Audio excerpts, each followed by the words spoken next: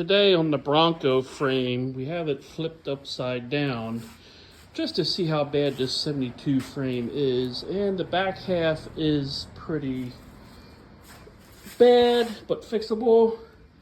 You can see it, there's rust through there. Front spring hanger, the other side. The snubber brackets are totally gone, and there's rust under those, or at least the one side. The other one's rusting out around the outer edge. Here we got, I already cut open the frame to check the inside, which is pretty good. It's just this frame. Got some marks there. This is where the gas tank mounts.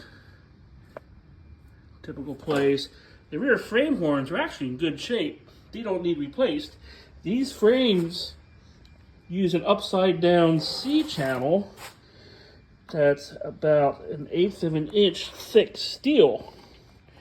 Now, and then they cap it with another C channel, and that water gets inside here, inside this seam over time. It starts rusting through and it sits inside. This is upside down, so all the water would be sitting in. Here's a drain hole.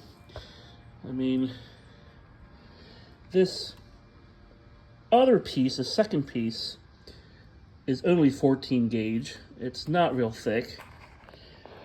So what we would have to do is took the plasma cutter and cut this hole, and then we ground back the weld and chiseled out the old steel.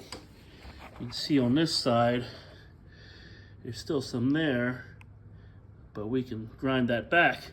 And it looks like Ford has an eyebrow in here for the steel to go up against so they can weld. Now this is the inside of the frame, which isn't bad. I mean, you see all the rust, but it's all the coating, and it actually is still pretty thick in here. The inside is actually in better shape than the outside. I mean, there's a shock mount that needs replaced on that side. So there's just 3 inches. You can get a 3-inch piece of tube steel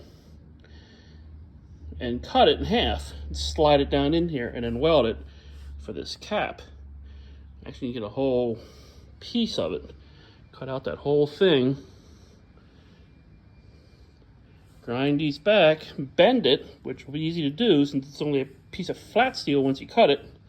Notch it, bend it, slide it in and weld it, and then you have your bottom rail fixed. So we do have a piece of 2x4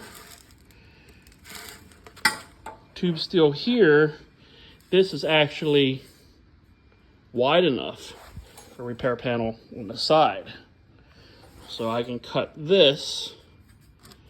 This is 1/8 inch, and use this as a patch for the side of the frame also.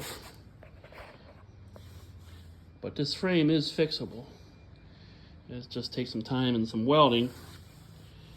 And actually the rear frame horns are good, like I said, but it does need new rear shock mounts. And I think the rest of them are okay. These are the front body mounts. Any typical holes, walled out. Probably fix that.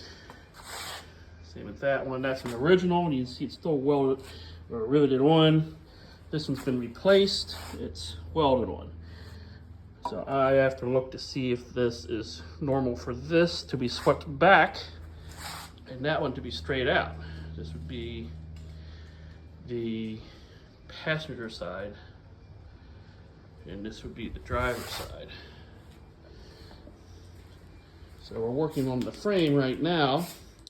We did get the body split in half, windshield off, bed off. There's no usable parts except for the braces on the bed.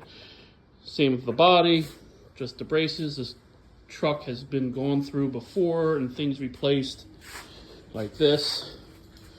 There's a homemade kick panel. Firewall looks original. And then there's the bulkhead, and that box is a firewall kit behind the bulkhead. That top box is the windshield mount for the windshield I have already. And then tomorrow, the whole middle floor section is coming. But we're currently working on the frame upside down. And here's the original 176 cylinder. Transfer case and 3-speed transmission. You pull it out. That's a running engine. Runs good. Not sure what we're going to do with it.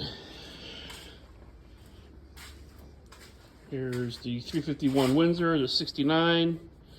Back fresh from the machine shop, fresh bore, hone, everything going over. That's what's going to go in it.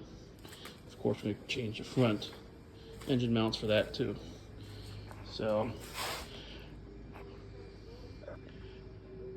we'll continue this in Denver when we get some more metal to patch in here.